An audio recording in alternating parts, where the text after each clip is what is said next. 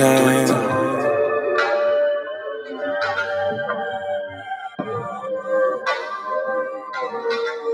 Full time.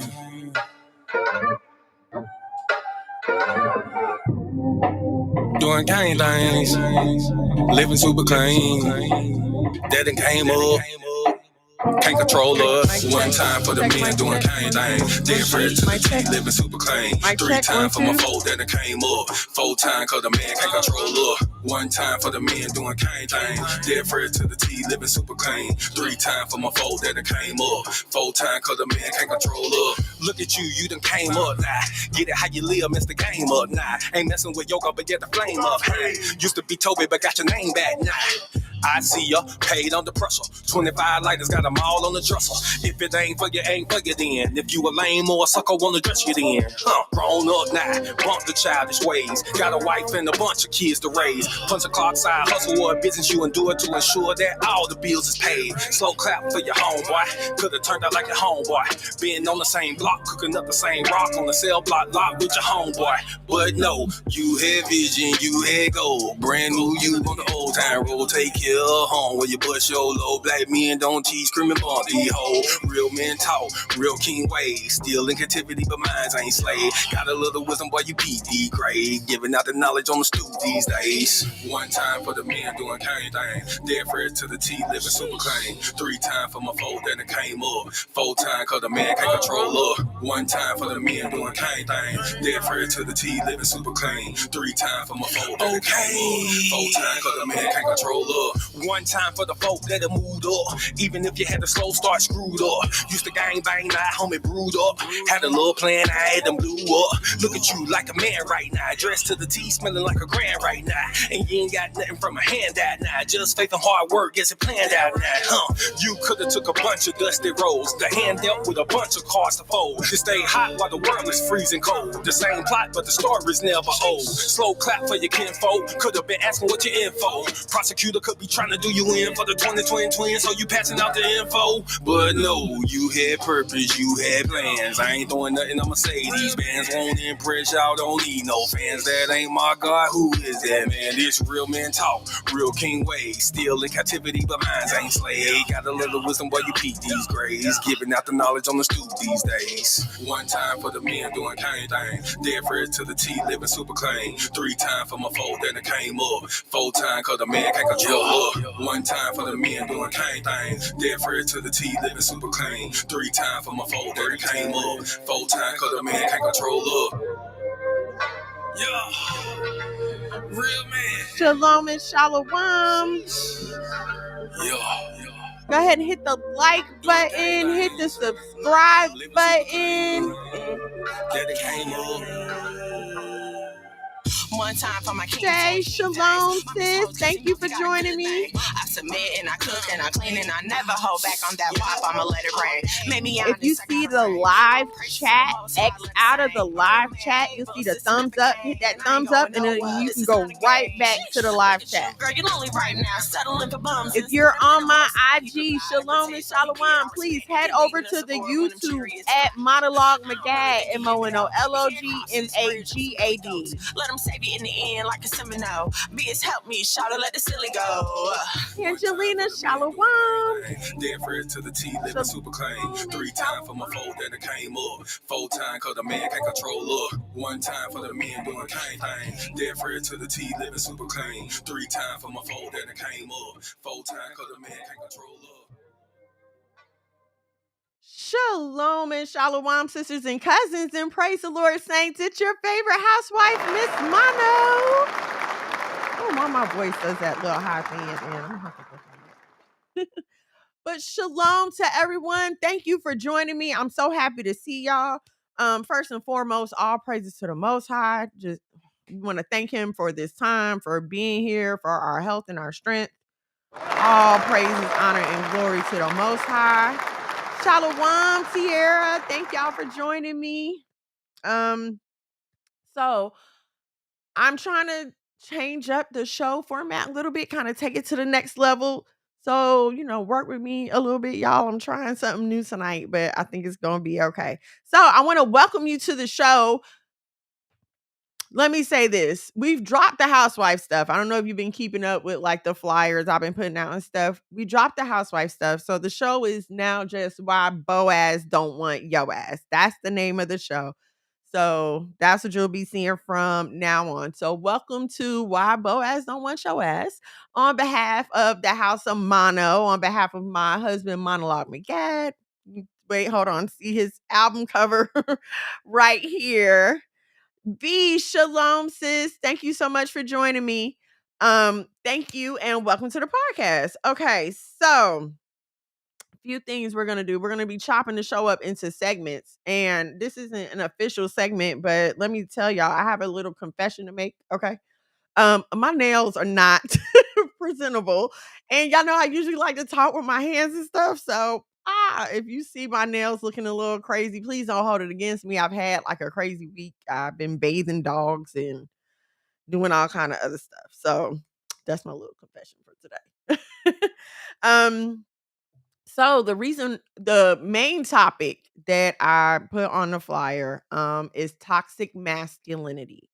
Corey Holcomb strikes again. And I don't know if any of y'all have checked out any of Corey Holcomb's like podcast stuff. I think it's no. I don't know. I don't know if he has his own podcast, but I know I've just seen him on other people's podcasts looking crazy. So well, not looking crazy, but no, I can't even say talking crazy. I kind of agree with just about everything he was saying. So, but anyway, the issue was that he said that he allegedly, supposedly, this was a quote from him, that men don't need to be with women who don't respect their authority, who won't listen to them, because you cannot protect a woman who won't listen. Okay, we're not gonna get into that right now. That we're gonna talk about that a little bit later. Angelina, you need a backup press on set for me. You know what? I'm not gonna lie. Them press ons is they kind of getting me. I do the acrylic right now, but the press ons, I'm intrigued. So okay. All right.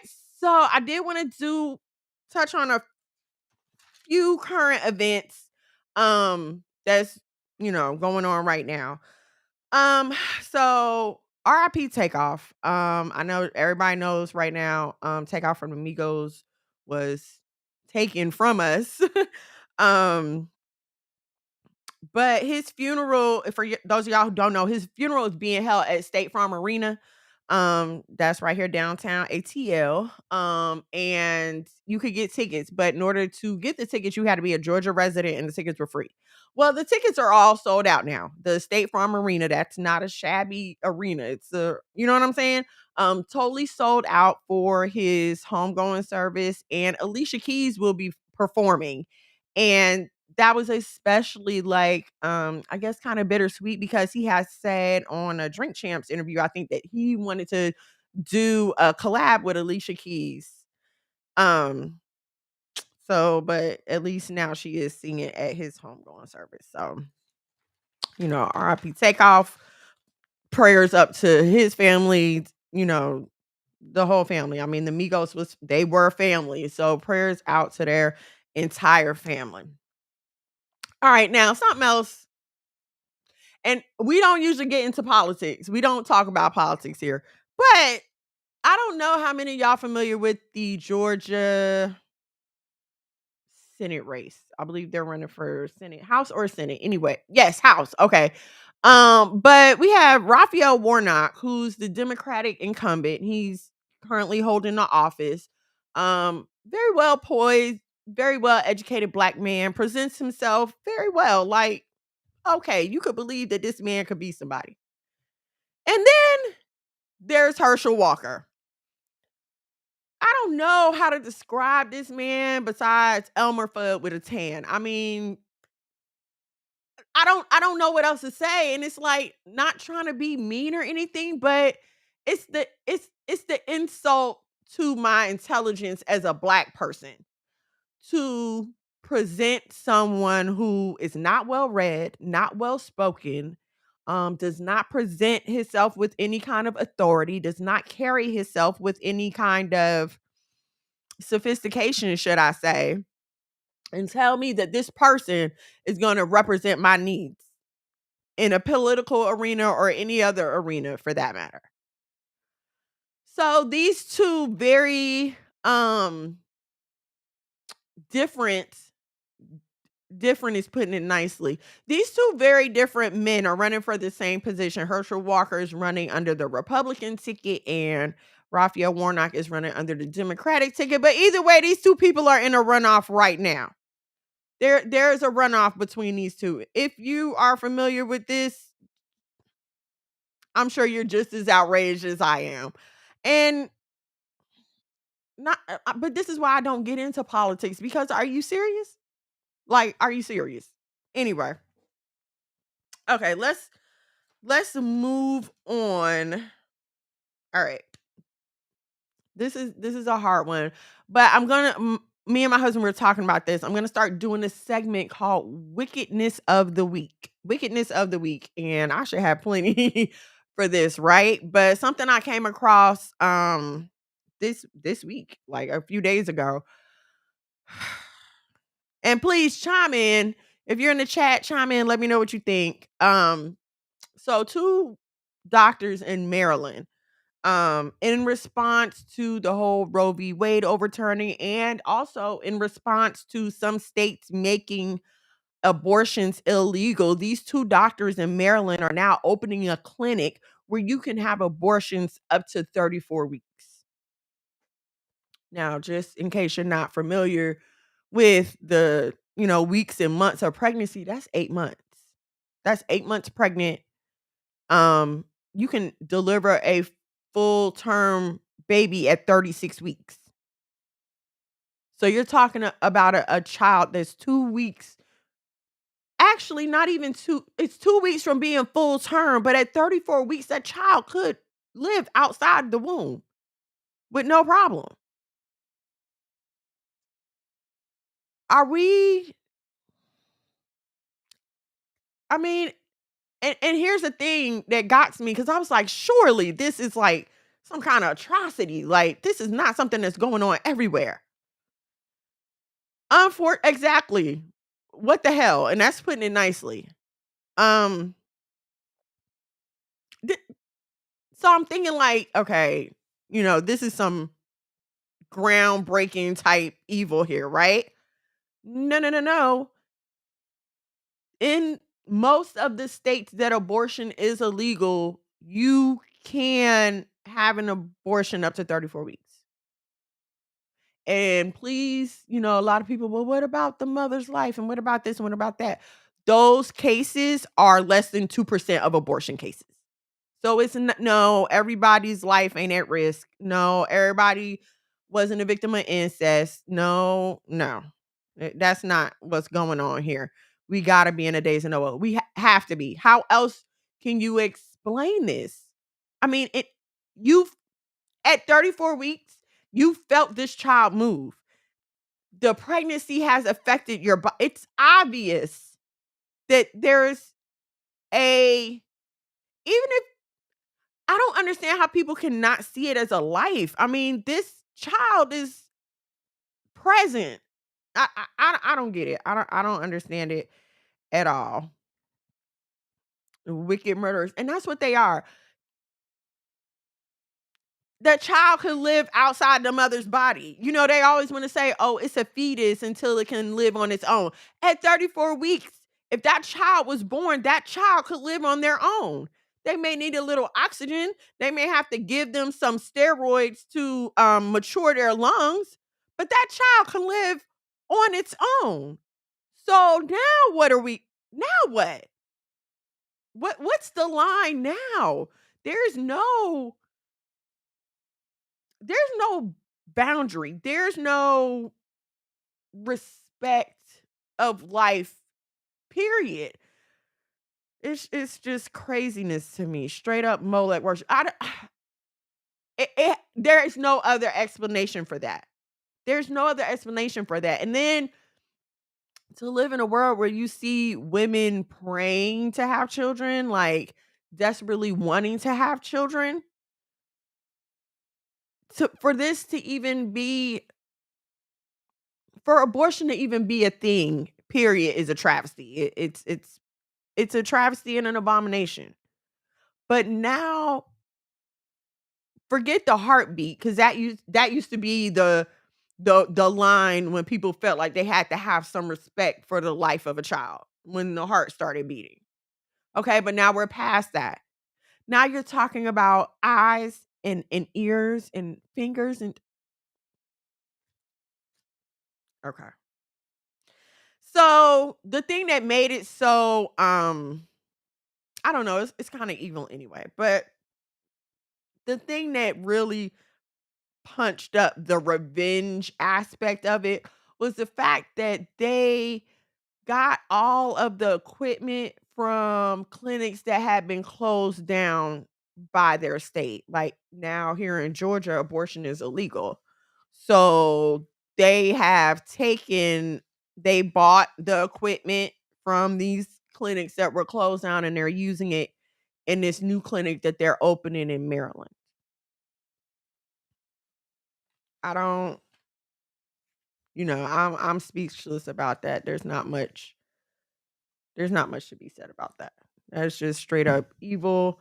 And here's the thing. Everybody wants to scream reproductive rights, reproductive rights, reproductive rights, right? Anna Shalom says, Shalom, thank you for joining me. Everybody wants to scream reproductive rights, and this is just my opinion. I could be talking crazy, but nobody is forcing you for the most part here. I'm not talking about these 2% and these 1.89%. For the most part, nobody is forcing anybody to lay down and have sex with them. You do know that that is illegal. Like, you do know you can put somebody in jail for that, right? Like, you don't have to take that. To me, that's when you should be concerned about your reproductive rights. You are exercising your reproductive right when you lay down to have sex, knowing that there's a possibility that a child can come from this. Your reproductive rights, by the time you're pregnant, guess what? You've already reproduced. You've already reproduced. There's no reproductive rights after that. You've already reproduced. There's a baby there, there's a life there. It's affecting you. You're feeling like,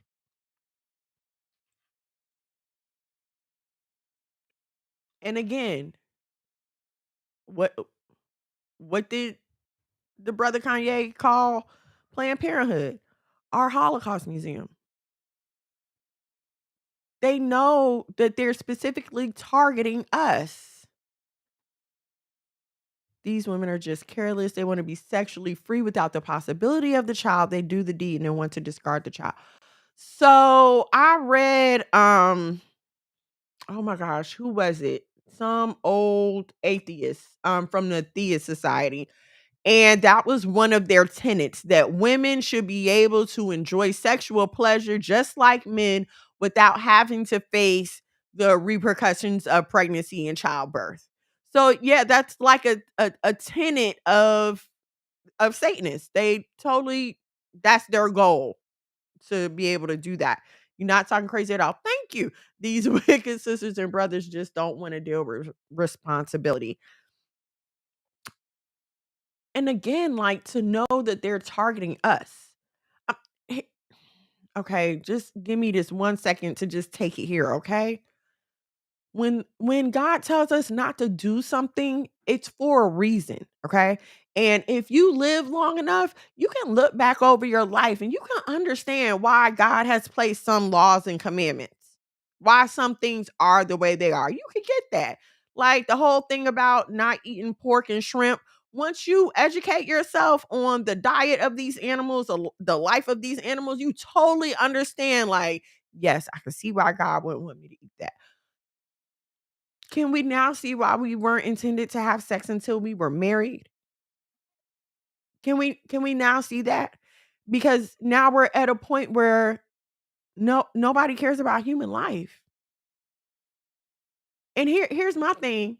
If you don't care about the life of a babe, what do you care about my grown adult self? What does my life matter? Because to me, again, I could be off, but to me, the life of a child is so much more precious. Not, you know what I mean? I'm not talking about productive wise, making money and all that stuff. Nicole, hey girl. Thank you for joining me. I mean, it's just the Satanist creed is to do what thou will. Exactly. Right. And unfortunately, a lot of us who proclaim to be Christians have taken that same creed. We just call it the dispensation of grace. I mean, isn't that what we're doing? Isn't that what hyper grace is? I can do what I want to do and it's okay. So, but what I was saying, now do we see why certain commandments are there, certain laws are there? Why obedience is so important? Because hey, if you wouldn't have laid down in the first place, that's the thing, like sin piles on sin, piles on sin. It's just like when you tell a lie. Now you got to tell other lies to cover up that lie.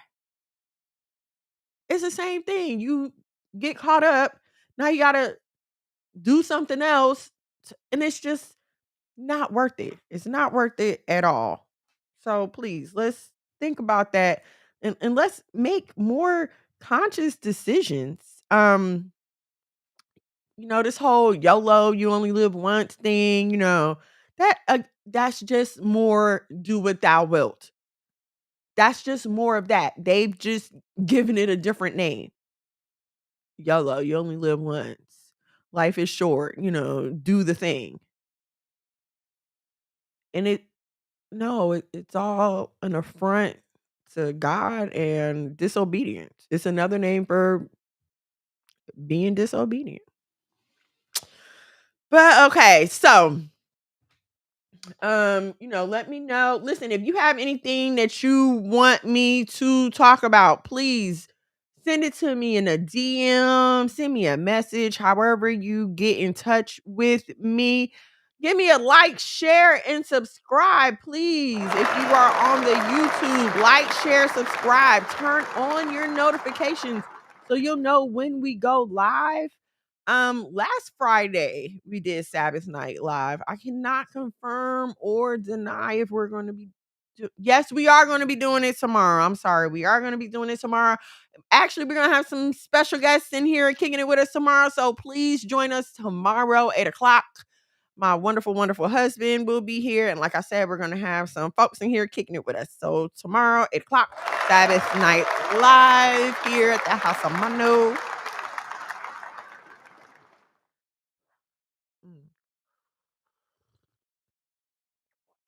Sorry, y'all.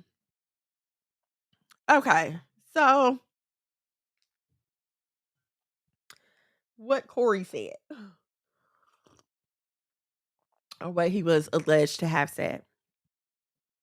No man should be with a woman who doesn't listen to his authority.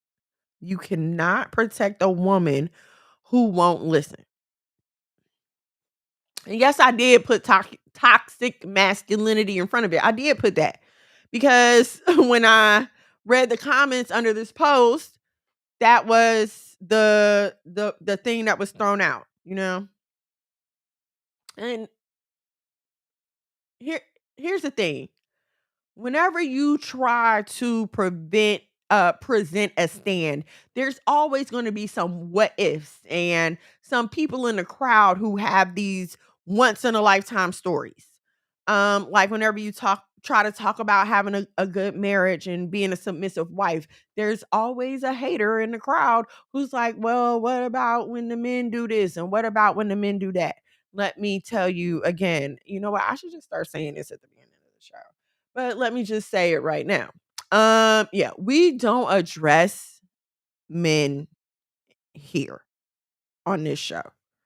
I'm not a man. I don't know how they think. I don't know what that's like. I don't know what it takes to be a good man. I know what it looks like to me, but I don't know what it takes in a man to produce that. You understand what I'm saying? So far be it from me to sit here and think that I can advise a man on anything. So with that being said, ma'am, sis cousins, let me tell y'all something. These men is waking up. Like, they are waking up. They are getting their lives together. They are pulling it together. They're looking for wives. Okay. But if we refuse to be able to meet them where they are, whose fault is that?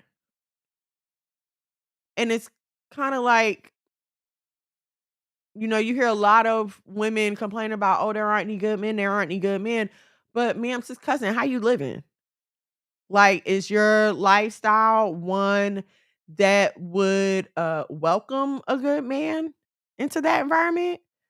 Does your reputation um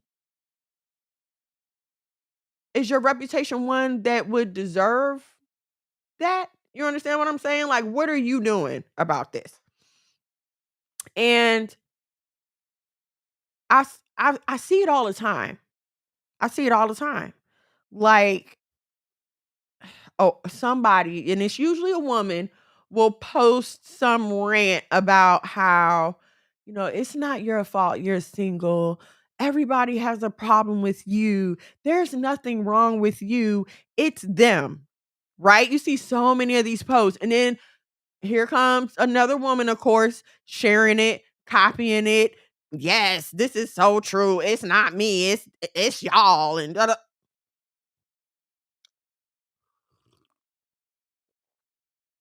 And then one time, not too long ago, there was a man that came on the post. He came on there and he commented and he was like, no, he said, this is what's wrong with women. Nobody, wants to accept responsibility for their actions, da da da da da. And instead of the women listening or maybe even acknowledging that there may be something that they could examine within themselves, they start attacking homeboy. Like, oh, you don't know what you talking about. Here you go trying to mansplain, blah, blah, blah, blah, blah. I will never understand why, if it's a man that you want, you won't listen to a man about how to get one. I don't understand that, because when you want a degree, don't you go to the college where the degrees are, and don't you learn from the people that already have the degree that you want? So if you want a man, why wouldn't you go to the men? Like, why isn't it that opinion that you're seeking? Because a woman, and especially a single woman or a woman who can't keep a man, can't tell you about a man. Can't tell you how to keep a man. Couldn't tell you what to do with one because they don't know. I was watching, please don't shoot me. Don't shoot me. I was watching Love and Hip Hop. Don't hurt me, please. I have my guilty pleasures. I tell my husband all the time, my life is boring. Thank God I live a quiet life and I like it that way. So I have to get my excitement from other places. So one of the girls, Sierra, if you watch the show, um, at the beginning of this season, she was engaged to somebody. Throughout this season, she broke up with that man, started dating somebody else, moved in the house with him, and was engaged to him. Okay, V, thank you, girl. See, I knew I went alone. Thank you for keeping it real. Thank you for keeping it real. Okay. So now she's on TV bragging about, I got 2 engagement rings in a year. Ma'am. And then these 2 engagements wasn't the first men that she had been with on this show. Okay. So do body counts not matter no more? We don't even care about body counts. But anyway. Okay. So she had 2 engagement rings in a year. Right now, here's the thing, right? This man put her up in the house, done came out his pocket as well, millions of dollars so they could renovate this house. Beautiful home, right? Somebody broke in their house, okay? And that's bad. I'm not taking away from that or anything like that at all. But her answer was, "We need to move. I don't wanna live there anymore." I believe they were some, like, I don't know why I wanna say, like, $14 million into this house. She don't wanna live there no more. She wanna live somewhere else. And he's like, "Yo, we just spent all this money. What's wrong with you?" So now here she is again, about to lose fiance number 2 this year.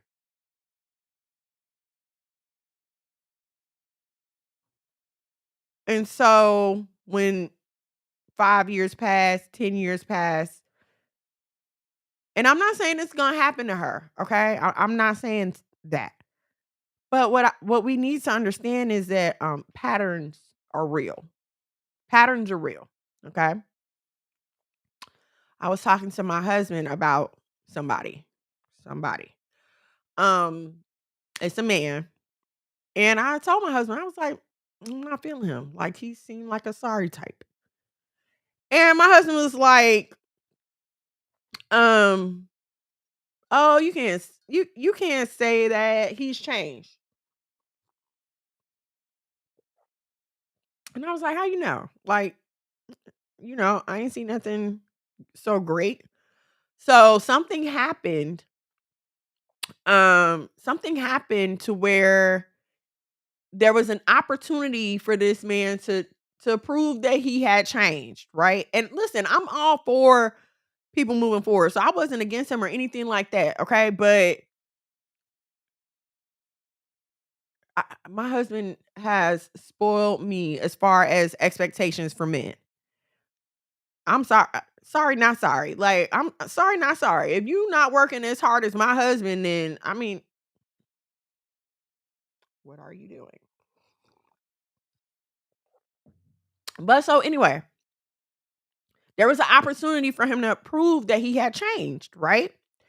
Um, and my husband was like, "You can't judge him on," yeah, that's what he said. He's like, "You can't judge him on his past. He's changed." And I said, "Well, what am I supposed to judge him on?" He's like, "The present." I said, "That's not how that works." Like, no, you come to your conclusion based on what's already been proven, right? Okay. So and he had the opportunity to prove that he had changed. And he proved that he had not changed at all. You know what I'm saying? So let's stop always thinking that somebody's trying to shame someone because they're saying, "Well, this is what you've done before." No, that's what you go on. You go on a person's record and a person's history. Now, if a person is starting to change, there will come an opportunity for them to prove to you and to themselves and to whoever else cares that they have changed. But until that time comes, nah, bro, I have nothing to go off of besides what you've shown me. Okay. So a woman that's been engaged twice in a year, I'm sorry. Like, what are you showing me? You're showing me that you have a high body count because don't you're sleeping with these men. Let's not act like you're not. You're sleeping with these men. Okay. Engaged multiple times, but not married. It's you. You're the common denominator.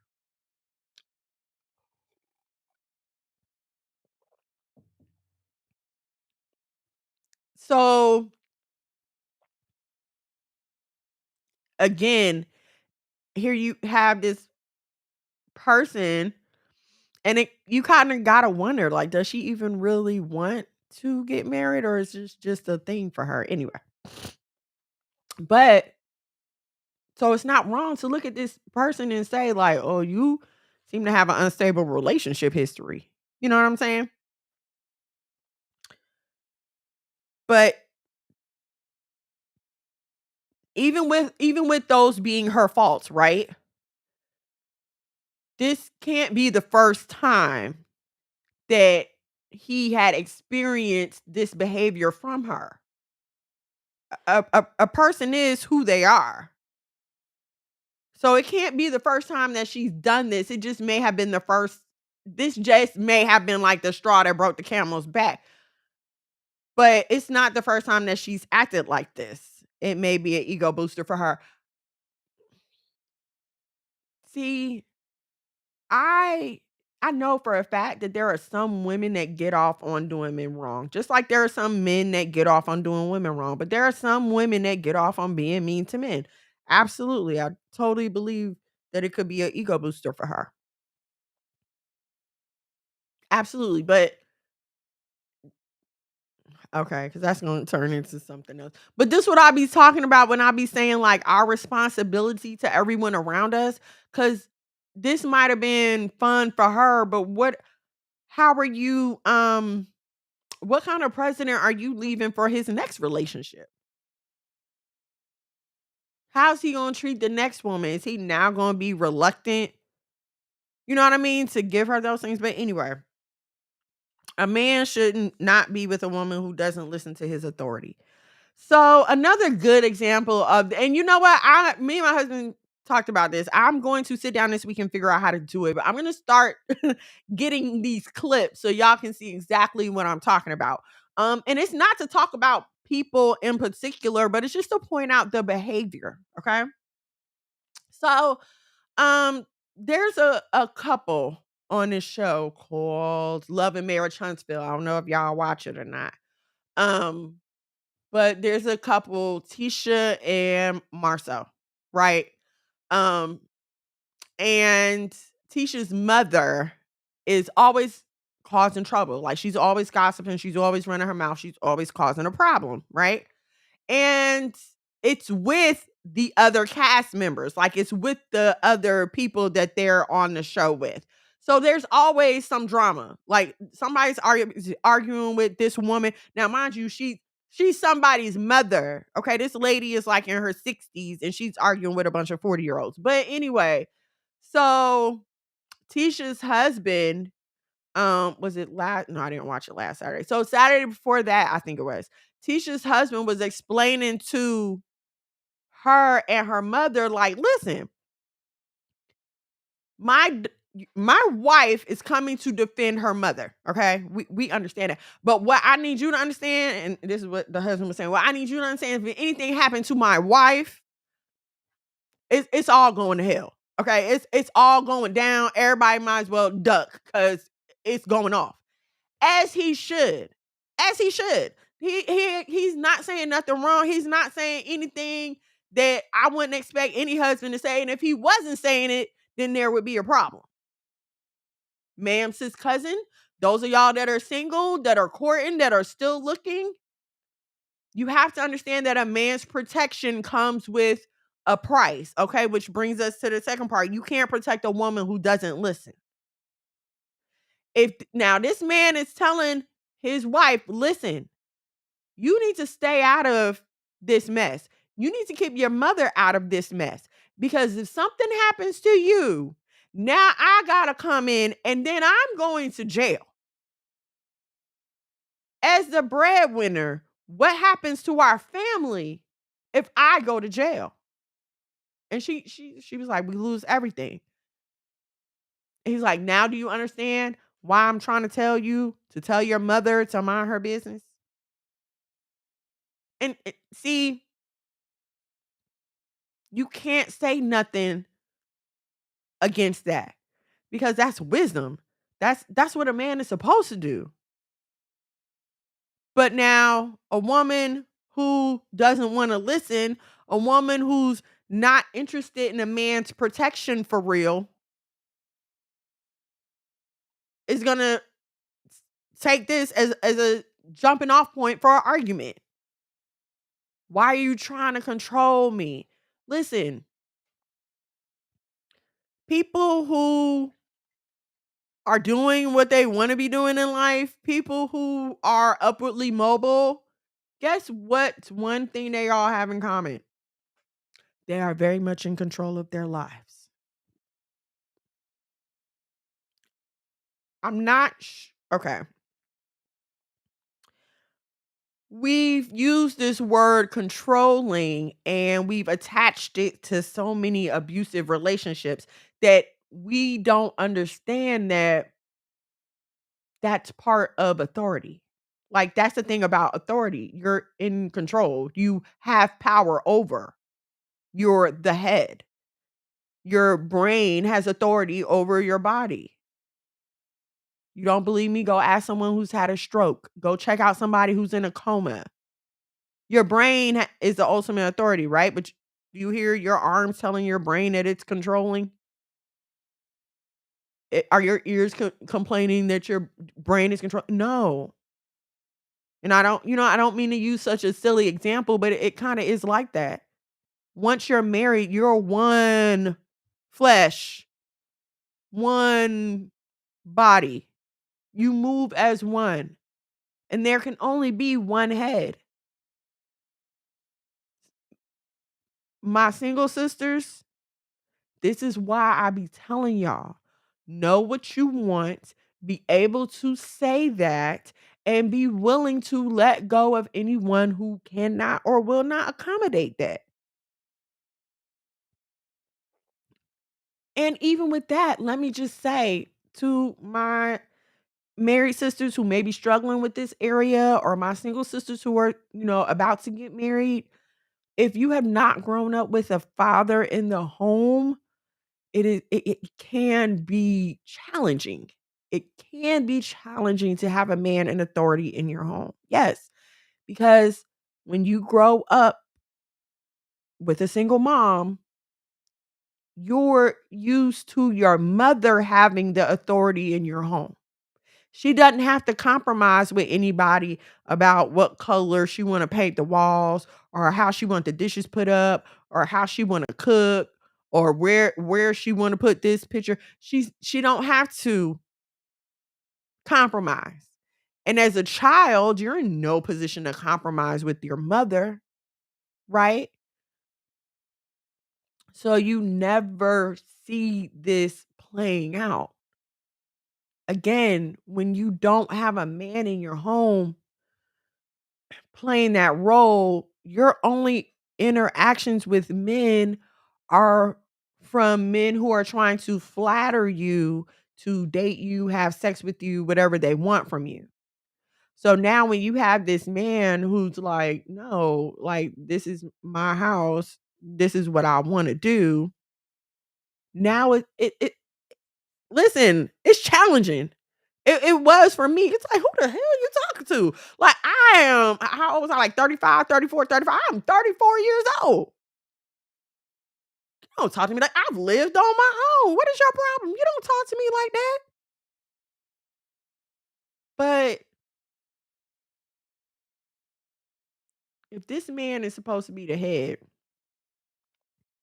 he's ultimately responsible for what happens to your family. And again, we are we are not from a line of people who has practiced building things within a marriage. Okay? And I'm saying that because we're not familiar with a man and a wife kind of closing the door to their life and saying, "This is what my family is doing over here." Now, y'all welcome to join us if you want to, but this is what we're doing. We're not doing that anymore. We haven't seen a man do that. We haven't seen a man's protection in both sides of it. Both sides of it. Because, yes, we want to know that if we pick up the phone, he's coming, guns are blazing. But when he asks you, where you going? Why you wearing that? Who you going out with? I don't like her. You don't want to answer to that. You feel like, oh, he's trying to be your father.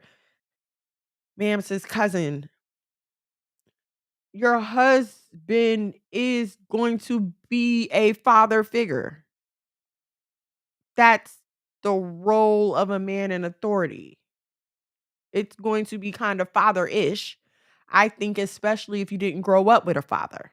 I'm gonna For me personally, not growing up with that and now having that, like, yeah, yes, it's father-ish.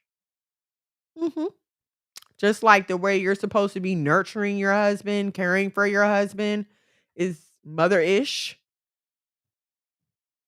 These are the different aspects of a marriage, the different aspects of a relationship, the different facets of who we are to each other. It's a part of being submitted. It is. And here again,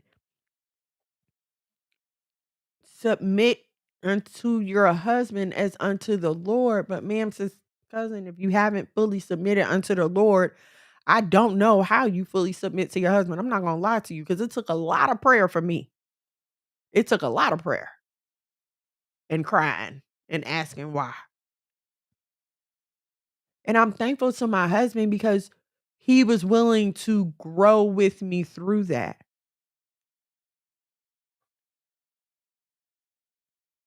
Again, we come from a long line of single people. We don't come from a long line of married people. We come from a long line of single people. So we don't know what being married looks like, and we don't know what the role of a wife is, what it looks like. What does a housewife do all day? We're building this from scratch here. What does it look like to homeschool my kids? Nobody's ever done this before. And I'm not gonna lie, they look at me crazy when I tell them I do it. Even my own family. But you know what? This is the decision that me and my husband made, and this is what we going with. How can you ever build anything for your family if every time your husband lays a brick, you're taking it out because you're so worried about what everybody else thinks? It's not, listen, one of the hardest things about going against what everybody else is doing is your own family is not going to understand it. Your mama, your sisters, your brothers, your cousin, they're not going to understand it. It's going to cause some odds. Me and my mom have not spoken for days over decisions that my husband made and that I stood by. It all worked out. Me and my mama cool. That's my buddy. That's my bestest friend. And Miss Tate Shoes, shalom, sis. Thank you for joining me. Okay. So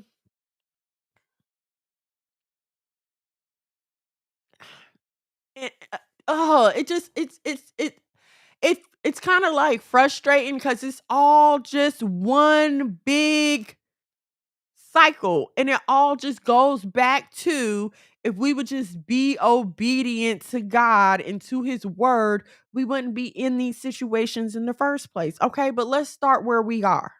Let's start where we are. Right? And let me say this. My married sisters, what your husband say, that's what goes. Okay?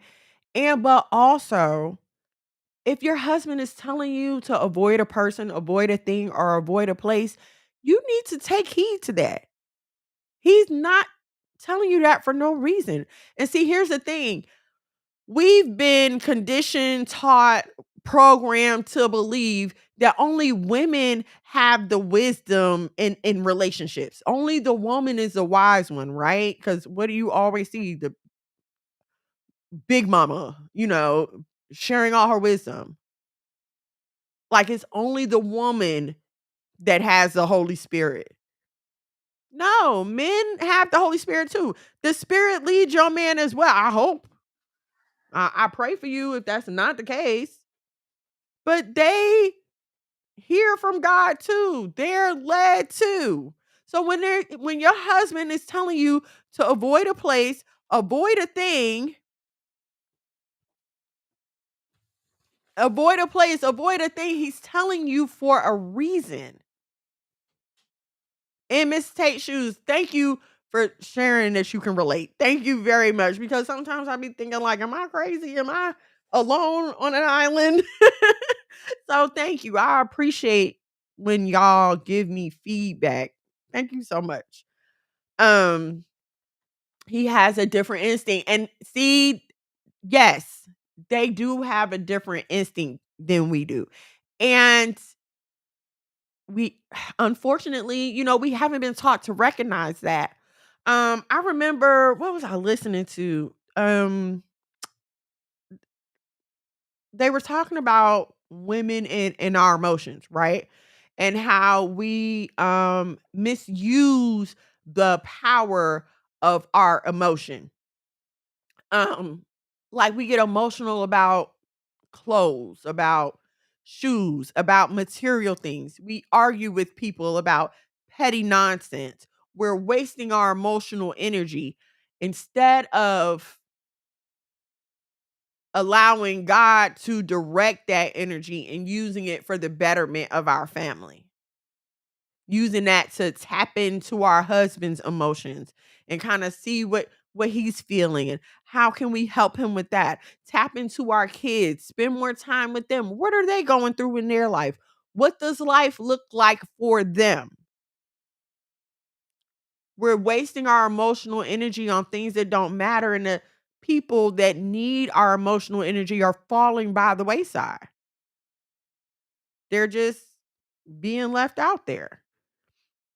You have to take heed. It's in our better interest. Yes. So here's the thing. Back to what I was saying about not wanting both sides of the protection.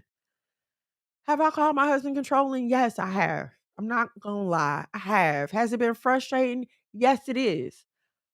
Something happened today and I sent the invoice and somebody said that they didn't get the invoice that I sent, right? So I'm going to resolve the issue the way that I know. I'm going to verify the email. I was going to ask them, can you verify the email, resend the invoice, whatever, whatever. But my husband, like, no, just do it like this, da da da da da. Like he had the app on the phone to do whatever, whatever. So he did whatever he did. And it was kind of frustrating, right? Because I was like, well, dang, I was going to do it. But then I had to check myself because I was like, well, that was easier and it did make more sense. And there have been multiple times where things like this have occurred and he's actually said stuff that's made sense. And here's what we're not taught. It's supposed to be that way. This is this is the logical right side of your brain. This is the side that knows 2 and 2 is 4, 1 plus 2 is 3, hot is hot, cold is cold. But we women in our emotional selves are the left side, the creative side, the side that wants to color all day. And why does 2 plus 2 have to be 4? Why can't it be 5? You know what I mean? Together, just like your actual brain, together you're supposed to form a unit with each one having its role.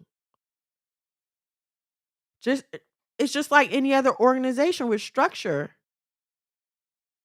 You don't just get to do whatever you want to do and live however you want to live and feel like that you have a right to call on anything from him. Okay? Same same thing with our relationship with God. It is not one-sided. Leah, hey girl, it is not one-sided. There are expectations on your behalf. If you do this, then God will do that. So, this also applies in our marriage.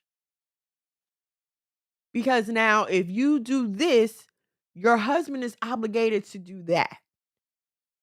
Now, whether he does or not, that's between him and God. And if you have a problem with whether he does or not, that's between you and God. You know, we have to keep practicing discipline. We do. We do. We do. I'm not it took me a while to learn this. It took me a while to learn this. But you will get more out of your husband by being quiet than you will ever get from screaming and hollering and nagging. You will. I'm gonna just leave this little gem here with you. You think about how you feel when somebody's hollering and screaming and yelling at you. You know, that makes you not want to do the thing. Oh, like, I'm really not doing it now.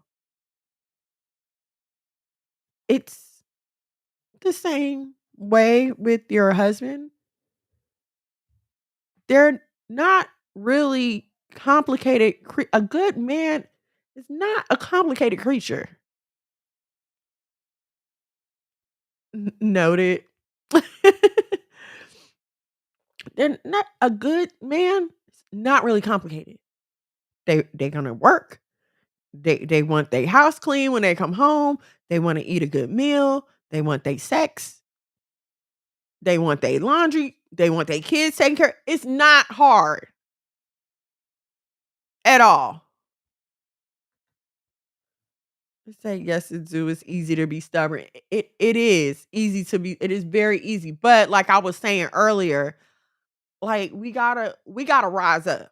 These men are stepping their game up now, and they're looking for women who are on the same thing. Like we have come to a what's the word I'm looking for? Like a turning point. We're at a turning point now where people are like, hold on, like we can't keep living like this. We've got to do something better. And the men are taking the lead as they should. So now, ma'am, sis, cousin, what are you doing? Here go my husband chiming in. Lots of sex, as per usual.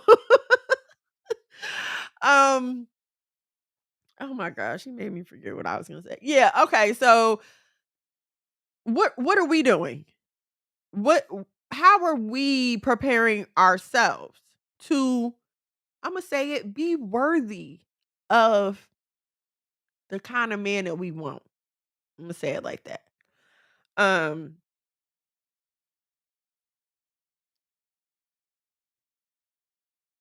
I have I have kids. I have 5 in this house, kids, right? And I have teenagers. Actually, 2 adults and a teenager, 21, 19, and 17. Okay. I still have their locations. I still have them on Life 360. I got 2 living on campus. I still have their locations on everything I can have their location on. You know why? God forbid something happened to them. I can't tell anybody anything. Why is it that you can understand this as it relates to your children, but you cannot understand this as it relates to your husband? You understand. We have been taught to understand having authority over children. We have not been taught to comply to authority from a man. But it's the same authority. Are you not trying to protect your children? Are you not trying to keep them safe? Do you not always have their best interests at heart? Do you not always want to know what's going on in your life, in their life? My 17-year-old came home from school work, and filled me in on some drama. And I listened because I need to know what's going on in her life so I can know what to protect her from, right? Because if I don't know what's going on, then how do I advise? How do I lead? Because that's what I'm supposed to be doing. I'm supposed to be leading. I'm her mom. I'm supposed to be leading her. But how can I do that if I have no control of the situation? I can't grab anything. I can't put my finger on it. She ducking and dodging, lying, not telling me the truth. How can I protect, lead, advise? How can I do any of that? Same thing with your husband, Mams's cousin, your fiance. Whatever stage of that, once you've moved on to that stage, whatever marriage looks like to you, to me, like once you make the commitment to get married, then okay, this is not saying that you have sex upon engagement. I'm not saying that. But what I'm saying is once you and this man have decided, okay, you're going to be married, then yeah, on some things you have to give him that husband authority. Now we're trying to, okay, now this is crunch time. We're going to see how we really work together.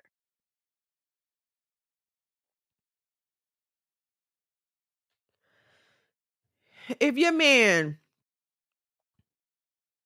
never heeds your advice, it can be very disheartening. I'm not going to lie. Like I've said things to my husband I've warned him about people. I'll be like, not really feeling this person. Not really feeling it. And confession. Um, that's not it's not hard for me. It's not hard for me to not like people. If you understand what I'm saying, I'm more of an introvert. Okay. I can do maybe one event, maybe two. But after two events, I need to go under the blanket and put the pillows and the blankets over my head, and I need to recharge my social battery. That's just what it is.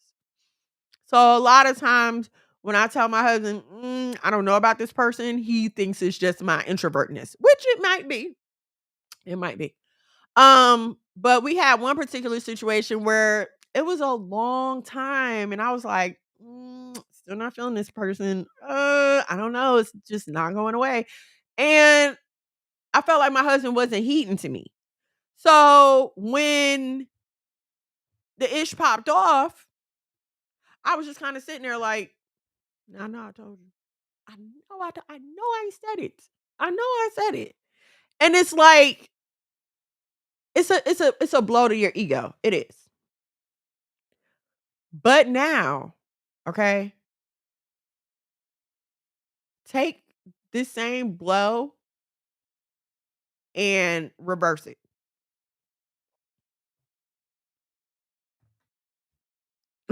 Take me home.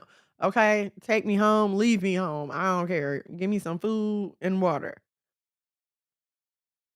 Um, it's not a scientifically proven fact or anything like that, but let me just say that men's egos are a lot more fragile than ours. And I have no qualms about saying that because I've witnessed such behavior to allow me to stand firm in that conclusion. You know, mm, I'm just trying to think. Like you, certain things. Like if you was to comment on my appearance, I wouldn't care because I don't believe you anyway. Like, like you can't tell me I'm ugly. Okay, if you say so. I mean, everybody don't like chocolate ice cream either. Okay. It's not gonna, you know what I'm saying? It's not gonna offend me, bother me. I don't care.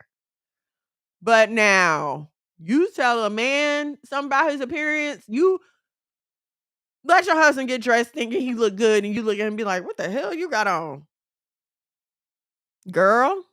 You talk about forlorn and sullen.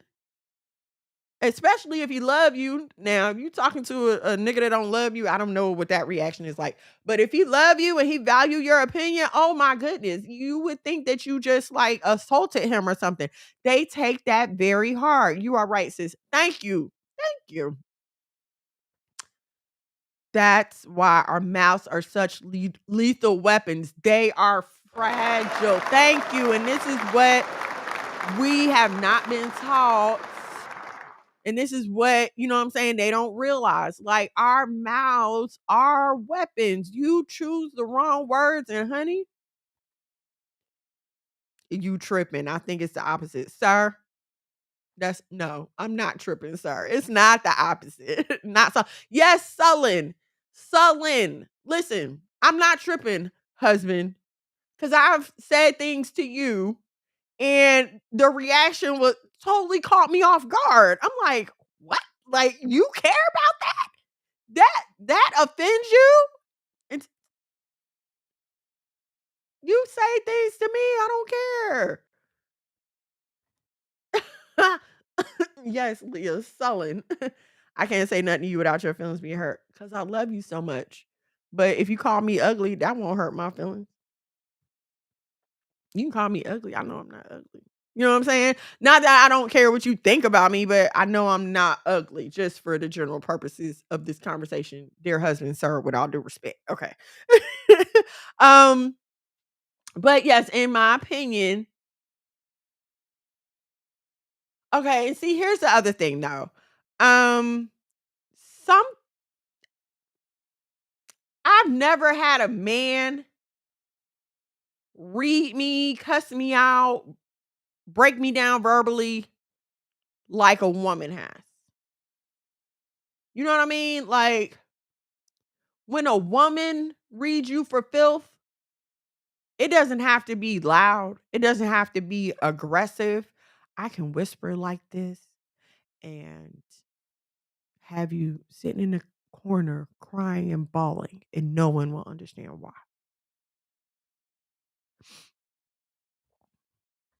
You see what I'm saying? Like, it doesn't take power or force at all. I don't claim to have the most gregarious vocabulary by far, but I know enough to string enough words together to send you home wondering about your life. You understand what I'm saying? So, and I've had some men say some pretty mean things, but it's the aggression and the force, and it causes a fear. You know what I'm saying? It's like, oh my God. But when a woman tears you down like that, it's like a breaking down of your inside.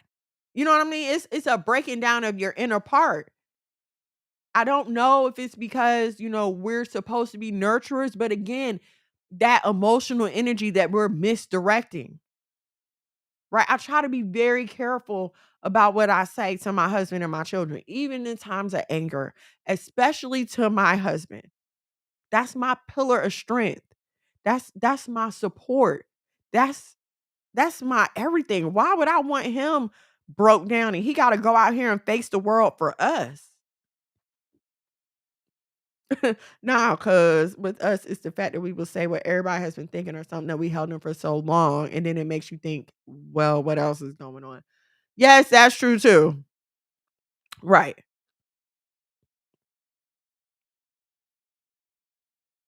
But I don't I understand what you're saying. Yes, that's true. Uh, but still, like when you get that from a man, it's not the same kind of visceral, and when I say visceral, I mean like internal, like gut wrenching, like heartbreaking, um, you know what I mean, effect after that. If a man is trying to protect, okay, I was in a situation, right? um, and we were dealing with a dog, crazy dog. Dog that I didn't know, okay? I was not familiar with this dog, and by all reports, the dog was not very well disciplined or anything like that. So, I had my strawberry ice cream with me.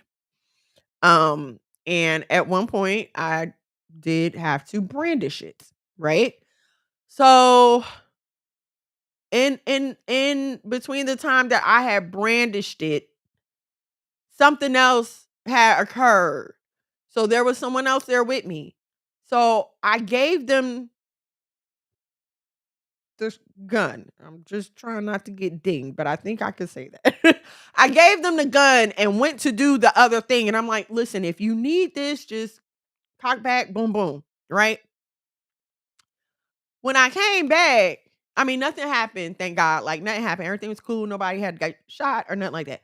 Okay. But so when I came back, we was talking. And the person I gave the gun to was like, where are your bullets? I was like, what? He's like, "Where are your bullets?" I'm like, "What do you mean where are the bullets? They're in the gun." And he's like, "Oh, I thought you kept them in your purse." No, that. Why would I have a gun but not have the bullets inside the gun? What good is the gun without the bullets? You know what I'm saying? No, ma'am. No, I'm not gangster at all. I'm the least gangsterest person ever. But if it come down to you and me, I'm always gonna pick me. You know what I'm saying? um, but why would I have a gun with no bullets in it? First of all, why would I pull it out in a dangerous situation with no bullets in it? And why would I hand it to somebody else and tell them to use it with no bullets in it? Okay? When you talk crazy to your man, you are leeching his emotional strength, his mental strength, his will to go out and fight another day. You are taking all of that from him. Why would you want a man with no strength? Why would you? What good is that to you? E- Let's start with physically. He can't do nothing. He not fixing nothing. He not taking out the trash. He not lifting nothing. He can't get up and go to work. He just despondent and useless. Why would you want that? Emotionally, he ain't got no strength. Every time you turn around, this nigga crying. You can't cry because every time you turn around, this nigga crying. You can't have a weak moment because he gonna get weak right. He already weak. He's sitting there looking at you talking about what we gonna do. The hell? You turn them into that when you break them down, when you refuse to, I don't want to say give in, but when you refuse to listen, when you refuse to listen, because when you refuse to listen, you're essentially telling him that he is powerless. You're telling him he's powerless. You can't look, you can't even control your own wife, which is an extension of yourself. Hold on. I was just saying that reading about our biblical foremothers made me realize I had a lot to do with why past relationships didn't work. The Most High made me see that I need to work on being non-combative. We all have to work on that. We all have to, Angelina. And I think you and I have talked about this before. You know, when you're not used to it, it comes off crazy. But I'm telling you, like, it's for your own protection. Is for your own growth and your own development. I do not approve this message. Why? What I say that's wrong? Nobody wants an impotent man. Okay? And I don't just mean impotent sexually, although that might be enough. But impotent in other areas. Listen, if a man is a boss, he's gonna be a boss everywhere. Okay? You can't expect him to go out in the street and be a boss and come home and just be all lackadaisical and live any kind of way. If he carries himself with that authority that you just claim makes you swoon, you're going to have to deal with that as his wife. And listen to me, okay? One of the things that attracted me to my husband was how masculine he is. Like, he is a man, like, ooh, all man, okay? And that drove me crazy about him, right? But then, honey, when we got married, I was like, oh my God, what did I sign up for? Like, why is he like this? But you can't just want him to be a man when he's taking you out to dinner, when he opening the door for you on dates, when he paying so y'all don't have to wait in line. You can't just want him to be a man then. He's going to be a man all the time. I mean, if he see you out in the public talking crazy, he gonna pull you to the side and tell you to shut up. If he don't like the way you treat his kids, he gonna say something. He don't like the way you talking to him, he gonna say something. If this man, and especially if he's a businessman and he's trying to grow, expand, he's worked to have a certain reputation. People know him for the spirit that he walks in, the fruit that he walks in. So now, if you, as his wife, are not walking in that fruit, what the hell are you doing? Why are you embarrassing him like that? That is embarrassing as hell. And I listen, confession, my turn. I had to learn this the hard way. Not to brag, my husband, as far as I'm concerned, my husband is one of the most exemplary men when it comes to walking in fruit. I have seen him deal with situations where I'd have cussed and hung up on whoever, or I've seen him deal with situations with such patience, and it really leaves me in awe. I'm like, dang, like he really got control of this. So now, what does it look like if I, as his wife, do not follow in that same walk in that same fruit? What are his associates supposed to think when they look at that? What are people who are considering doing business with us supposed to think when they look at that? You know what they're going to think? This man can't even control his own wife. Why would I trust him with my money? If let me go through these comments and we're going to keep getting into this, okay? Cuz thank y'all, thank y'all, thank y'all. Listen, you're as a wife, right? You're supposed to be malleable to your husband. And what that means is he's supposed to mold you and shape you into what he needs you to be to continue the vision that God has given him for his life. Okay. And it's not just a one person effort. That should be your prayer. One of my prayers still to this day, 8 and some change years in, Lord, help me to be the wife that my husband needs me to be. Because guess what? That can change from day to day, situation to situation. In this house, it does change from situation to situation. My husband is a social butterfly. I am not. I've had to pray about that. Not, yes, for my husband, but also, how you gonna do ministry if you're not being social? You know what I'm saying? Like I can't use my introvertness as an excuse to not go out here and do what God has given me to do with my life. So, being obedient to my husband and being obedient to the Most High, that has helped to change and mold me into the person that you see today. Because I can tell you right now, like looking back on my life a few years ago, there's no way that I would ever imagine myself doing this. My nerves wouldn't allow it. You know what I'm saying?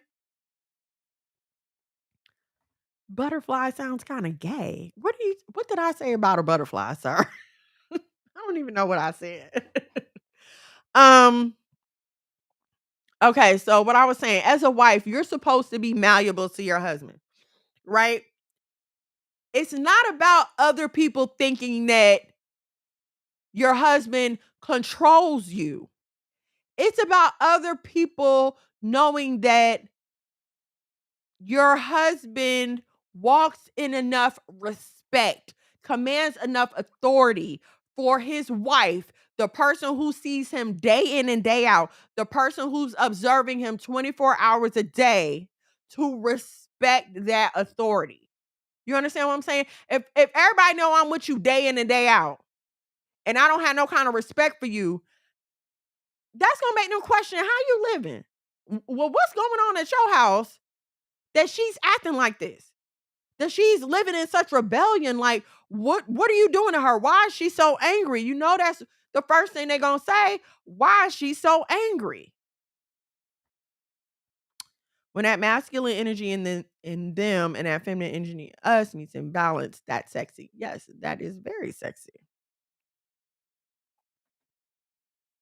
Okay, so that's, you know, until we begin to until we accept the concept of marriage and the oneness, the real oneness that's supposed to come with marriage, the fact that we're a reflection of each other. I remember when we first got married, my husband was taking a trip to Africa and he did not have any good luggage. I did what I had to do. And I went and bought my husband a decent suitcase. You know why? Because you're not going to be walking around telling people you my husband with that raggedy suitcase. No, you're not. When we first got married, I threw out a lot of his stuff, a lot of his clothes, t-shirts and stuff. You know why? Because you're not walking around with them holes in your shirt, with them dingy shirt. You're not walking around like that telling people you're my husband. That's gonna look bad on me. That's gonna make people think that I'm not taking care of you. No, you're not. Exactly, you're not. You're not walking around with me looking crazy. The same thing I tell my kids when they be looking crazy. Why are you walking around like nobody love you? I love you. Put on some clothes. It's a representation of me, the way my husband goes out here and conducts himself. I love, love, love when people come to me and they say, your husband speaks so highly of you. He's always talking about you. Your husband really loves you. That's what you want to hear. That's how you want to be represented. You don't want when your husband introduce you to somebody, they over there sniggling and giggling because they know he living foul. You don't want that. And guess what your husband don't want? Your husband doesn't want when he introduce you to people, they sniggling and giggling because you looking like a hoe. Because you out here acting like a hoe. Or because you was just in somebody's DMs last week. Listen, let me tell y'all something.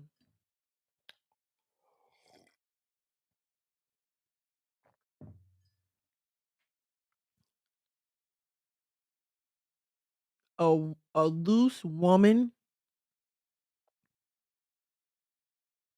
a loose woman is a stairway to hell. I have no problem saying that. A loose woman is a stairway to hell. And she will lead any man that falls in love with her astray. You texting with this nigga, talking to this nigga, you entertaining this one and that one. So when your husband run into him, or when your husband encounters him, or when he run past your husband's stuff on social media, what you think he doing? You think he not sitting there laughing? I know I would be. Proverb somewhere. It's in there multiple times. It's in there multiple times about the dangers of a loose woman. How's anybody supposed to focus on? We can't do our job if the next person not doing their job. Your husband can't do his job if you as a wife are not doing your job. How's he supposed to go out and earn a living in peace if he got to be worried about his children being taken care of and fed at home? How's he supposed to live and enjoy the fruits of his labor if if y'all can't even have nobody over at the house because you won't keep it clean?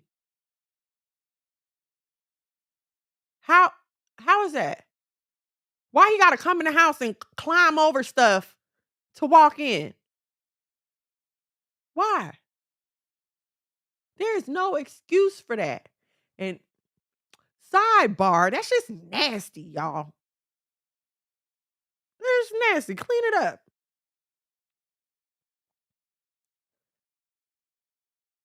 You cannot live anywhere for free. Unconditional love is a lie.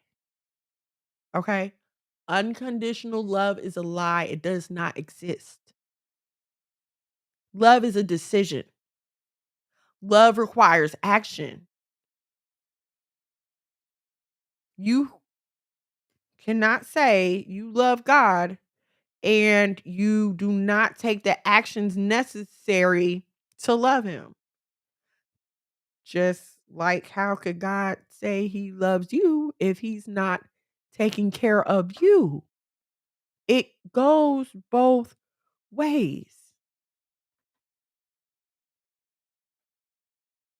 So, how can you say you love your husband and you won't even listen to him? You won't even hear him out. He can't say nothing to you. You walking around thinking you better than him. You walking around telling people how much of the spiritual head of the house that you are. That is a lie from the pit of hell. That is a lie. Stop telling people that you the spiritual head of your house. Ma'am, sis, cousin, if you don't respect that man's spiritual authority, do not marry him. Do not. If you feel like that man can't get a prayer through, do not marry him. This is for my single sisters, those that are courting. Do not marry him. If he will not take time to break down the Bible to you, show you how to study that word, bring you closer to God, do not marry him. It will be to your detriment. And the truth ain't in you. What did I say? It would be to your detriment. It will, again, like, okay, it's not a sin to get married, but it's not wise to marry the wrong person because that's going to lead you to sin. It's going to lead you to sin. And either you're going to be married, angry, bitter, you're going to be married, having an affair, you're going to wind up getting divorced. Like, the end thereof is not well. And for my married women, God changes things, okay? God changes things. Get on your knees and pray. And then with your husband, both are important. And let God work it out. Let God work it out. But ma'am, sis, cousin, you have to be in total submission. You can't be worried about what he doing. When God tells you to do something, especially when you don't want to do it, you can't be like, well, he didn't. And what about him? God tell you to do something extra for him. I don't feel like he getting on my nerves. No, ma'am, because now you're just blocking your own blessing. Don't be like that. You asking God to change him. Guess who's gonna have to change? You. You are. Let me tell you the first thing that's gonna change. Mm-mm. You have to learn how to be quiet. You have to learn how to listen, how to observe, how to let go. We don't want to acknowledge that men have feelings and emotion as well. Just like they get frustrated, you get frustrated.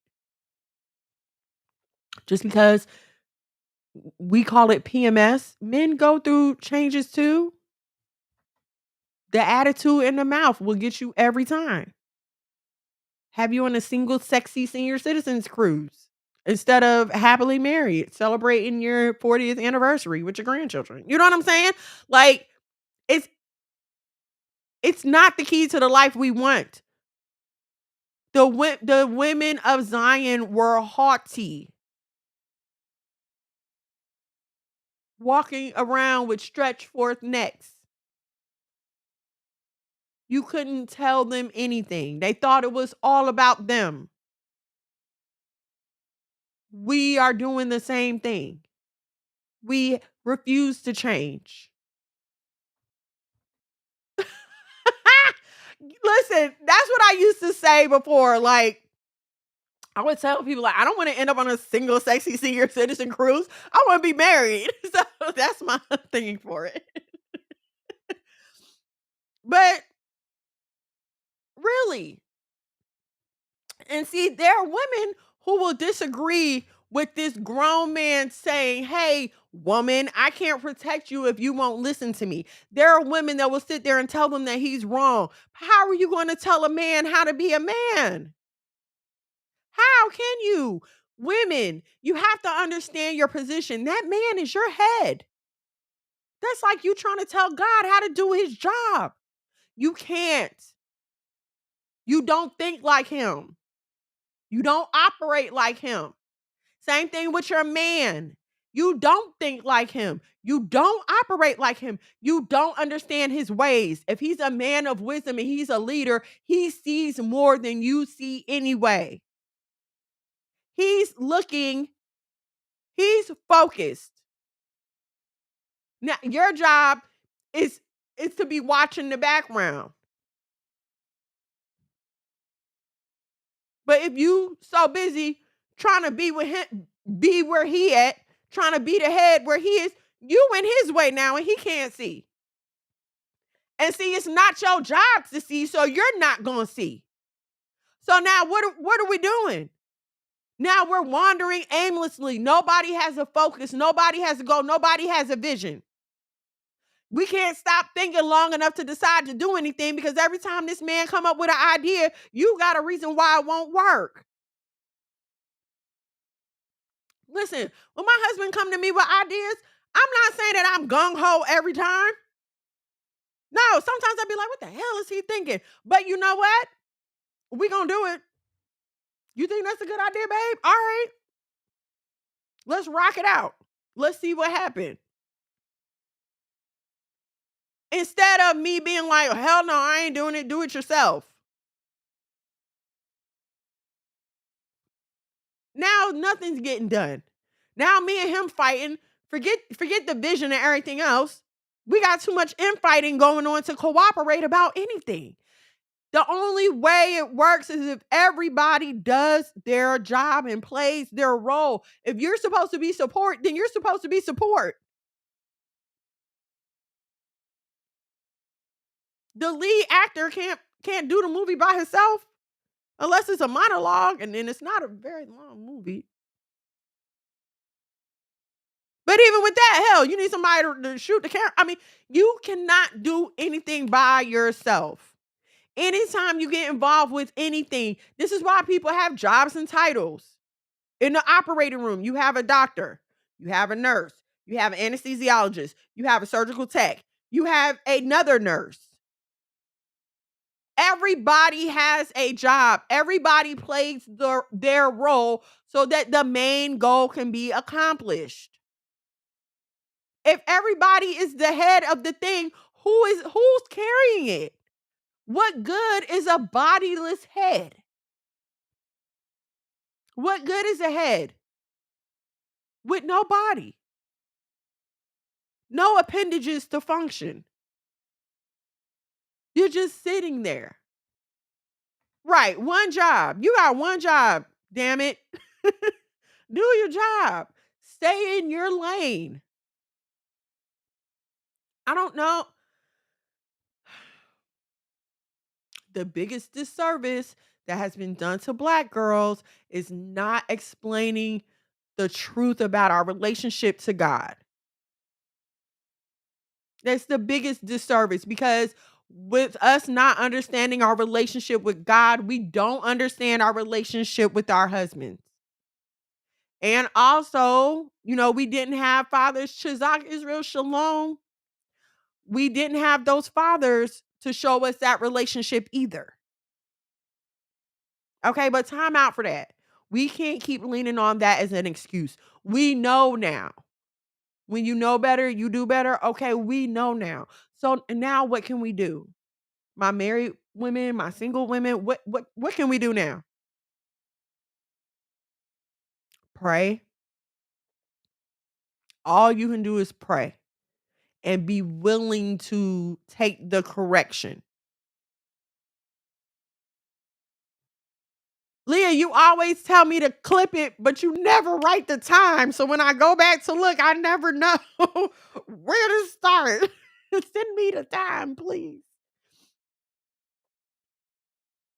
Oh, that part. Okay, but still try to send me the time.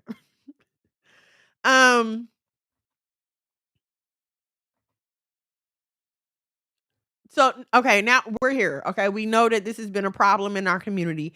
And now we know that we want to change that, right? We know that we don't want that same thing for our sons and our daughters. We want better for them. Okay. In order to lead them in that direction, that's the kind of life we have to be living. We have to be that living example for them. I mean, let's just take a look at it. What kind of living examples have people in our generation had up until now? And what has that resulted in? We got a generation of whores and murderers.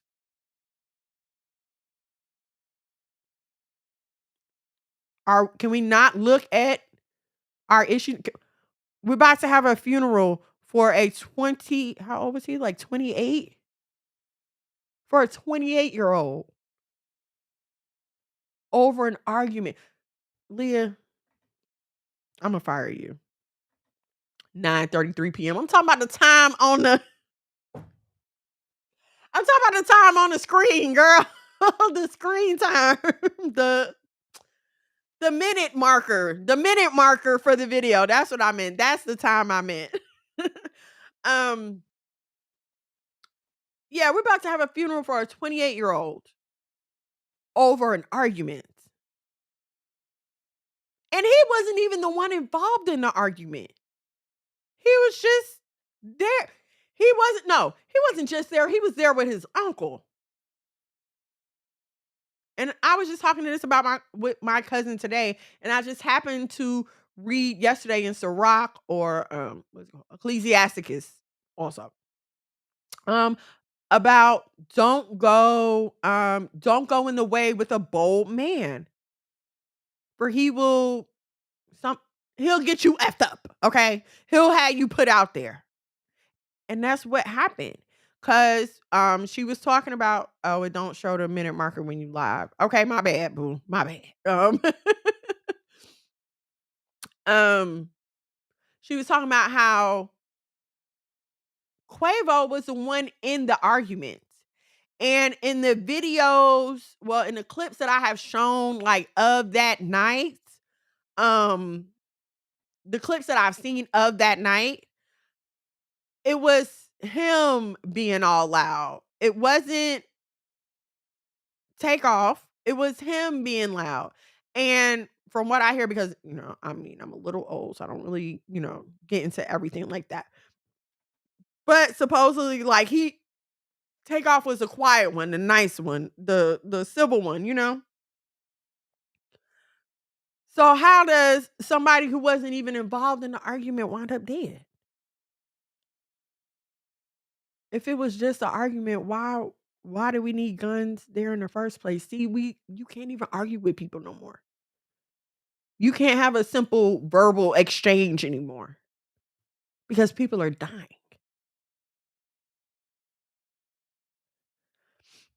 We as women, we have to first of all accept the responsibility of our role. Um, Feminism and this, modern womanhood has led us to believe that our roles as wives and mothers do not matter. That our roles as mothers are trivial at best. I mean, look, you can have an abortion at 34 weeks. So clearly motherhood is not important. Just damn the next generation. Oh well, they'll figure it out themselves. But look at what it did to us. Look at what it did to us. You don't think look how these white folks is acting about the opioid epidemic. Look how they acting. I ain't never seen so many drug counseling commercials, rehab commercials, offer for free help, police, I ain't never seen none of this in the records of the crack era. Now they got Narcan that you can stick up somebody's nose and save them from a heroin overdose. But what about all the people that overdosed on crack? What about the people that was ODing on heroin in the 70s, in the 80s? Oh, they was black. So no urgency to save their lives. They were black, so it's criminal behavior. Look at them using drugs. That's just disgusting. These vagabonds. But when it's Sally Mae Sue who out there looking for meth, and I love when they're like, "Well, I was in an accident and I was on painkillers and this led to da da da da da." You know what? Every addict has a story. Every addict has a story. I had an uncle that drunk himself to death, literally drunk himself to death. He was an alcoholic for a lot of his life, and he went to sleep in a basement, and it was cold. And he was so drunk that he could not wake himself up to move from the freezing basement, and he passed. Okay? He had a story. Shalom and in peace, shalom. He had a story about why he started drinking. Crackheads have a story about why they started using crack. Everybody has a story. So how come because your story started in a doctor's office, does that mean that your pain is different from anybody else's? It doesn't. And it's not. But see, here's the thing. We keep wanting to be involved with this world. We keep wanting to be so entwined with what this world going on. We have to be included, and representation matters. But what happens every time we try to not coexist, but every time we try to live like them? Every time it's to our detriment. Every time.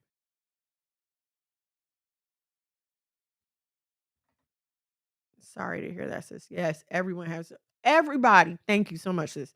But yes, everybody has every trouble you've ever gotten into. There's a story of how you got into that trouble.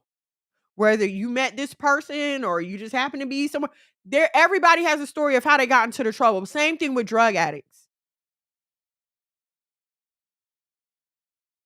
So, but who's here to help our people? Who where was the needle exchange when it was black people?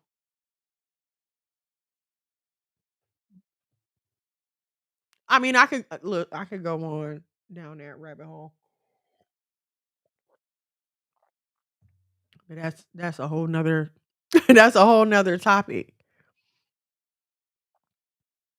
But so I'm closing here.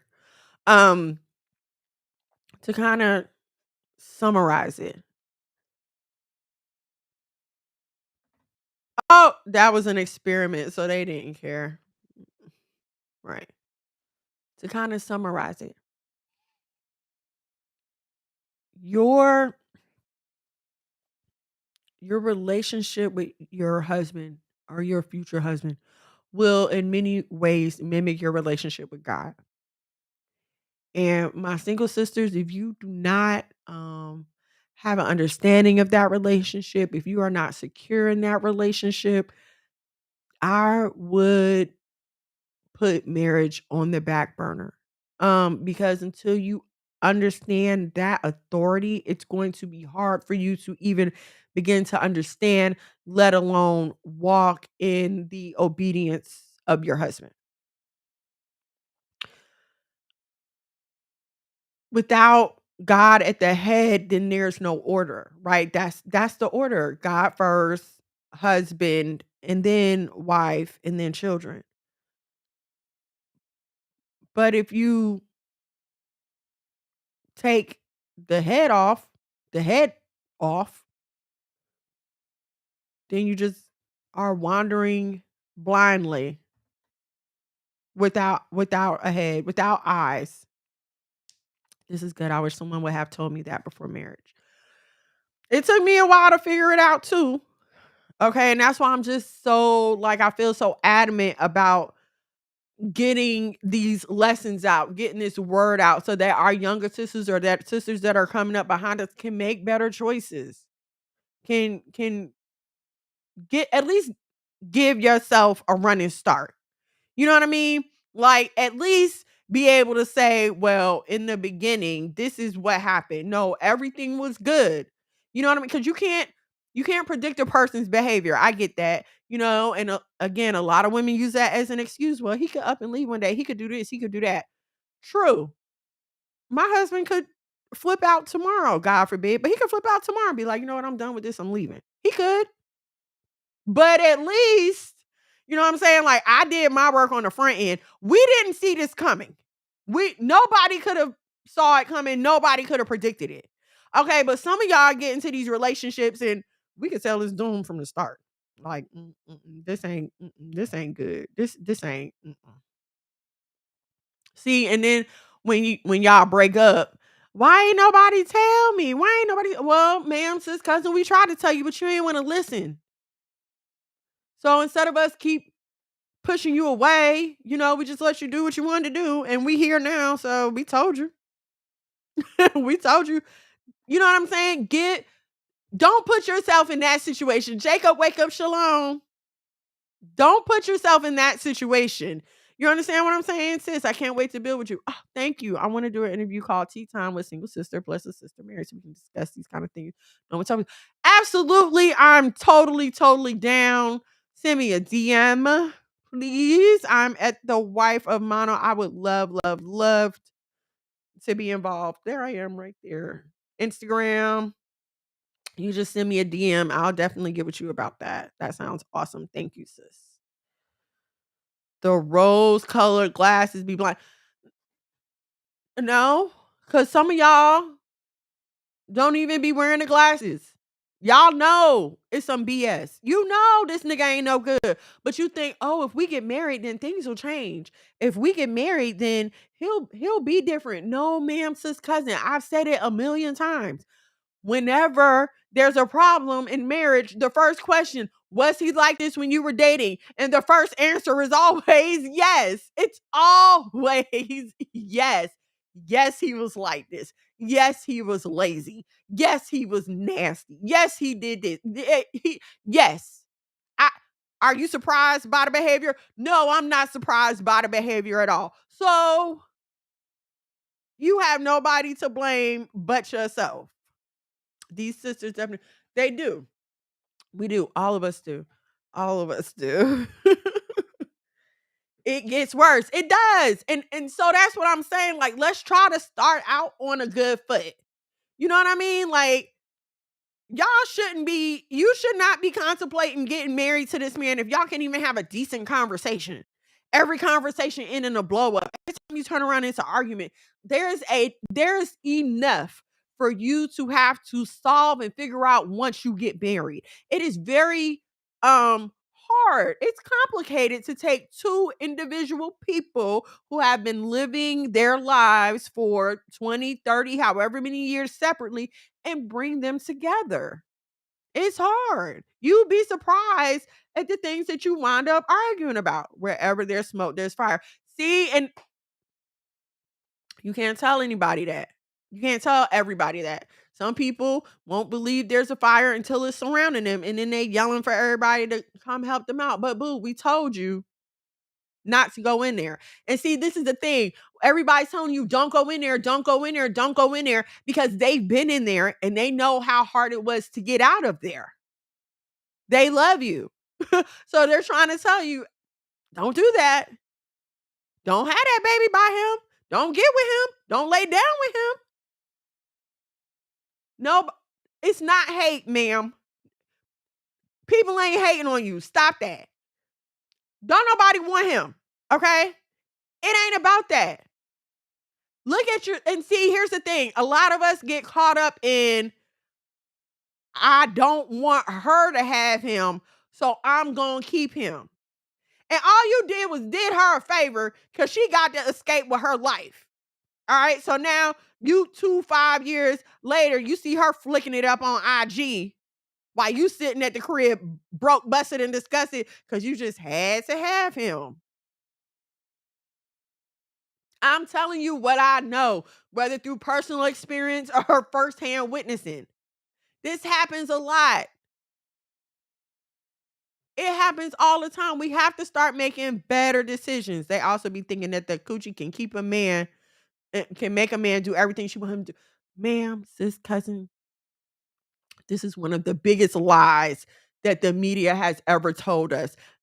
That your coochie is just so powerful that you can make a man behave. You can make a man treat you right. You can't make him do nothing. You know what he's going to do? He's going to do what you tell him you want him to do because your dumb. Hold on. Where is my button? Where? Yo, dumb is gonna sit there, and when he asks you, so what do you like in a man? You're gonna be like, well, I like a man to bring me flowers. I want to go out on dates, and I like this and I like that. So what is he gonna do? He gonna bring you flowers, and he gonna take you out on dates until he get tired of your coochie. That's what he gonna do. He gonna do all that until he get tired of your coochie, and then he on to the next one. And now you sitting up at the crib babysitting the phone, can't figure out why he won't call you no more. But your homegirl and them told you this nigga was a dog. They told you he wasn't no good. One thing I have to say, when God loves you, he ain't just gonna let nothing crazy happen to you. A warning will come before destruction. Somebody told you, somebody saw you with them, and you, oh, they just hating. You just mad because I got him and he fine. Girl, bye.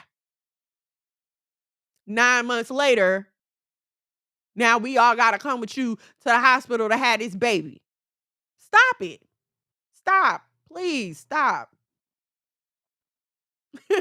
Yes, I be needing my beep button.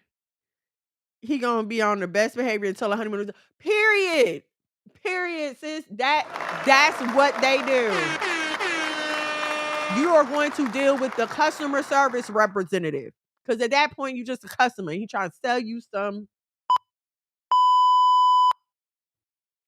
Let's just be, that's what it is. And we have to not be afraid to talk like this if we want any changes in our life. My single sisters, I know it's cold outside, okay? I know it's getting to that time of year. And I'm going to tell you, I hate the manipulation of this time of year, okay? I hate it. Now that I've noticed it, I've hated it. Because it's dark and it's cold, right? It gets dark early and it's cold, right? So you have some people who really are affected by the lack of sunlight. Like I know I am. I have to try to get outside when the sun is shining, and I take vitamin D, especially this time of year, because the lack of sunlight will mess with you. Um, I don't know about other people, but I really feel like, for us melanated people especially. Okay, so now you have this, it's dreary, blah, blah, blah. And then you have these pagan holidays, the pagan holidays where they're trying to sell you on this coziness and this family and this togetherness when it's a bunch of too. It's a bunch of bull too. But they make you feel like, oh, something's wrong with you because you're lonely, or something's wrong with you because you don't have a family. My single sisters, there's nothing wrong with you. I hate when people say there's no such thing as lonely. No, you can be lonely. That's okay. You need to pray about that. And you need to not let it dominate you. Don't deny it. Don't deny that you're lonely. You can admit, God, I'm lonely. Help me. That's how you deal with that. But you becoming a haven for homosexuals is not how you deal with that. You becoming a rest house for whores is not how you deal with your loneliness. That's going to have you only more lonely and even more depleted of resources, because he's going to eat all your food. He's going to take all your baby snacks. He's going to drive all the gas out your car. He's going to use up your hot water.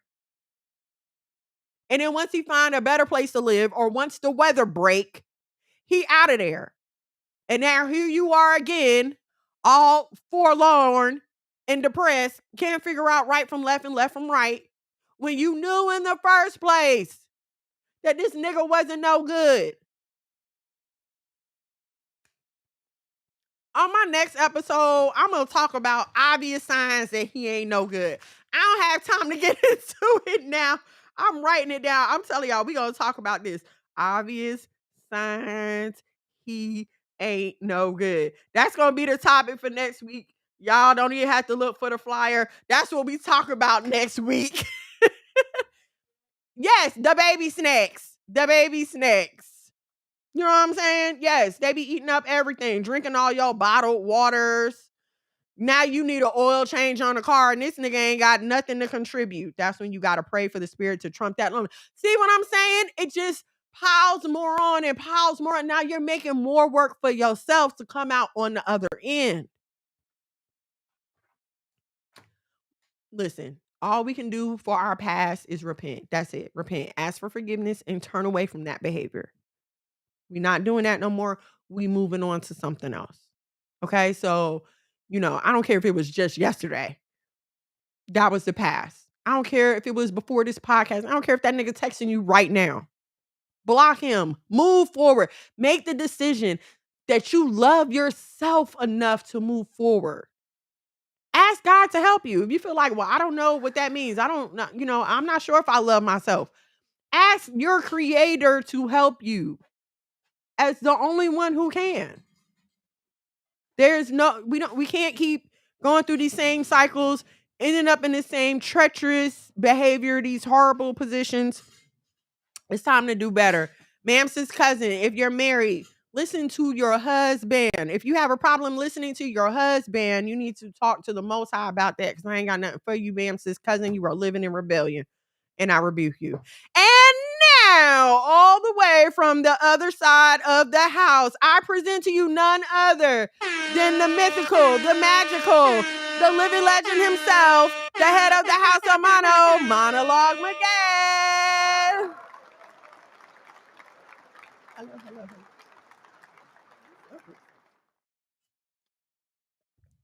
What's up, everybody? Oh my gosh. Yes, I ask him for that assistance every day. It is a daily struggle. You gonna take that mic over there? Thank you. Yes, and I rebuke you. Drew Mills said, "What's happening, man?" What it is, can vote? You know what I'm saying? Oh, what it is, can vote? You know what I'm saying? Shalom. What it is, sis? You here? Did you have anything you wanted to? Nope. All right. Well, I guess he just here then. Listen, I know what I said. We don't address men on this show, but if you have any questions, looking for some advice about the man in your life or your son or whatever, please do not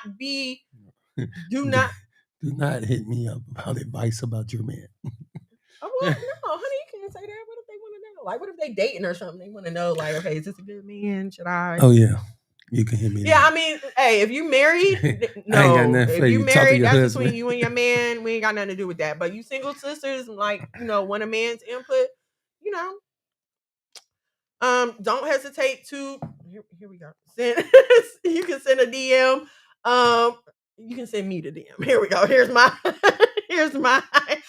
IG. Feel free to send a DM. Any questions you may have, any advice you want from a man's point of view, my husband will be happy to answer those for you. Okay, we're gonna wrap up here. We got about 2 minutes left. Okay, the new album, Just Hold On, it's on all streaming platforms. Go get that right now. There's new music being worked on as we speak. New music on the way. But please, please, please go check out Just Hold On. You don't want to miss that. Full of bangers. It's definitely a classic. What else? Shoot, man. Join us tomorrow, man. Sabbath Night Live. Join us tomorrow for Sabbath Night Live. Same black time, same black channel at Monologue McGat. MONOLG, MAGAD. Like, share, and subscribe to YouTube. You can share our channel. Okay, you don't have to share this podcast in particular. You could just share our channel. Everything is there. We have different playlists for the podcast and different playlists for my husband's music videos. Yes, share them. Share everything. Share it all. Share it all. The album 5. All praises. All praises to the Most High. All right, you good? Did you have anything else? Hey, man.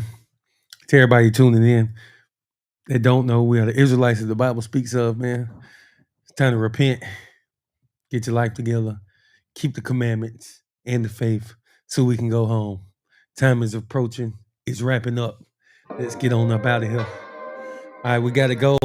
Messiah TV. There's another show that comes on after us at 10 o'clock. It is 9:59. Yes, so we The are House of out of Mono. here. Thank you so much for joining me tonight. Jay, Angelina, Drew, Leah, NMP Ministries, V. Thank y'all so much for joining me. I appreciate every one of y'all comments, y'all input. Join us here tomorrow night at 8 o'clock for Sabbath Night Live with some special guests. I am the wife of Mono. Please give me a follow on all of your social media platforms. We love you. Shalom. Kwam Yasharala. Kwan Yasharala. Good night. Sheesh. One time for the men doing cane things. Dead Fred to the T, living super clean. 3 times.